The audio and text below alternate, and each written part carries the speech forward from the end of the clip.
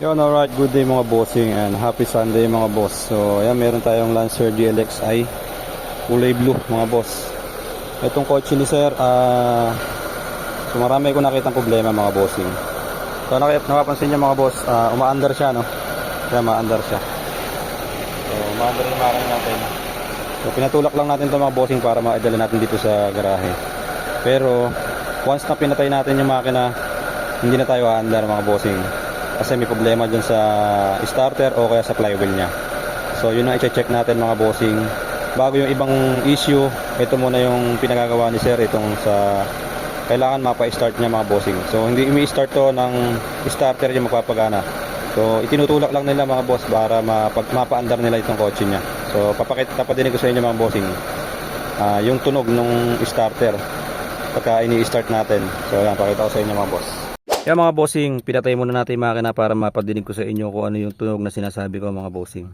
So gagamitin natin itong susi. Kasi kanina sinabi ko na tinatulak lang natin to para madala dito sa garahe. Pero ngayon tatry kong gamitin itong susi para mapadinig ko sa inyo kung bakit ayaw niyang umandar mga bossing. So yan, try natin paandarin mga boss.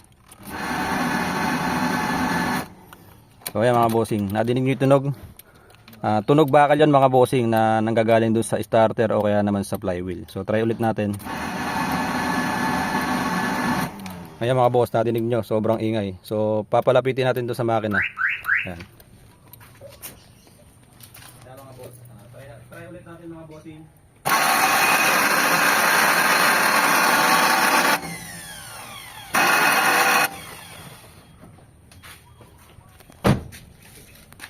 Kaya mga boss, dinig nyo yung tunog ng starter natin. So ito mga bossing, sabi sa akin ni owner na matagal niya ng problema to mga boss.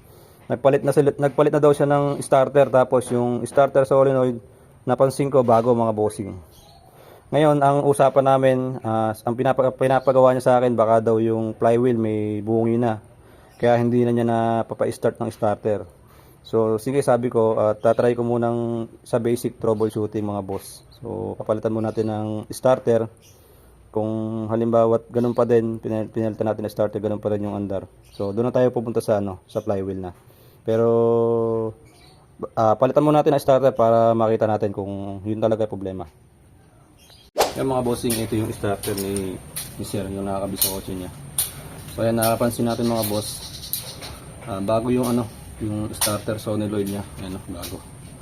So itong starter niya, napansin ko, ito may uka. So bungi yung dulo mga boss.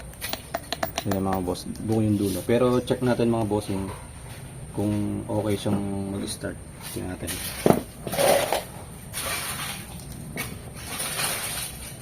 So bago to mga boss, ibig sabihin malakas pumitik to kasi bago yung solenoid niya. So pakita ko sa inyo mga bossing.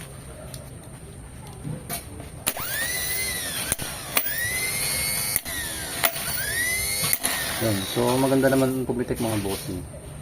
Pero sabi nga mga boss, basic muna yung gagawin natin. Hindi muna tayo pupunta sa flywheel. Kasi ito muna. Tatry muna natin itong palitan mga boss. So magte-testing tayo. Meron tayong pan-testing dito. Yan. So ito pan-testing natin mga boss. Ito pan-testing natin. Ito goods to mga boss. Try natin testingin muna bago natin salpak.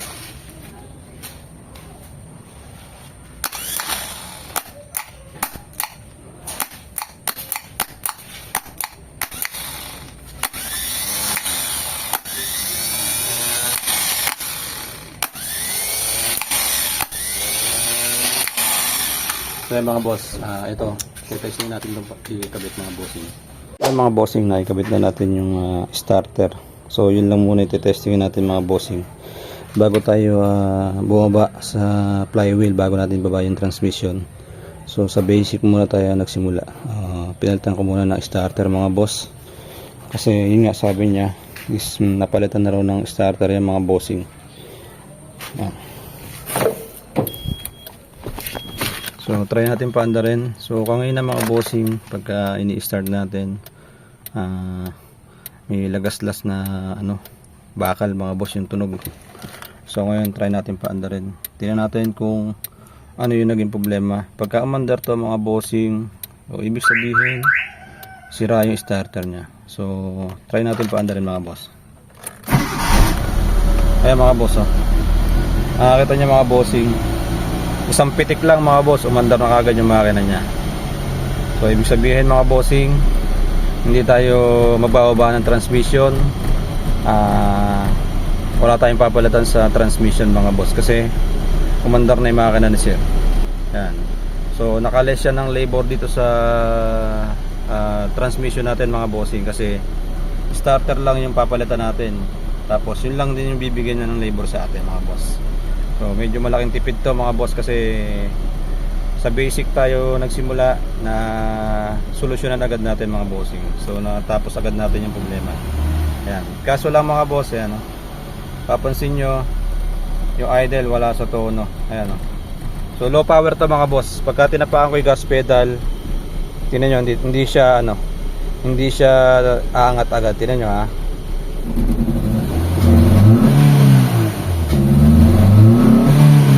So hanggang 4,000 RPM lang mga bossing yung nare-reach nung idle nya. So palyado yung makina mga boss. Yan. So ito mga boss, hindi talaga nila hindi nila na magagamit to ng maayos kasi nga palyado. Tapos napansin natin mga bossing, yung map sensor nya is sa Shopee in order mga boss. So ang laman lang nito, isang maliit na chip lang yan. Ito, peki ito mga bossing. Huwag yung order nito, sayang yung pera nyo dito. Mas mapapamahal kayo pagka bumili kayo niyan kasi wala, useless to, hindi nyo magagamit na maayos. So yun lang, hintayin lang natin yung may-ari. Yun, kasi ito lang muna yung pinagawa niya sa atin. Yung mga problema sa makina, hindi muna niya pinapagawa. So ito lang muna gagawin natin. Hintayin natin siya kung ano decision niya, kung papagawa niya o hindi.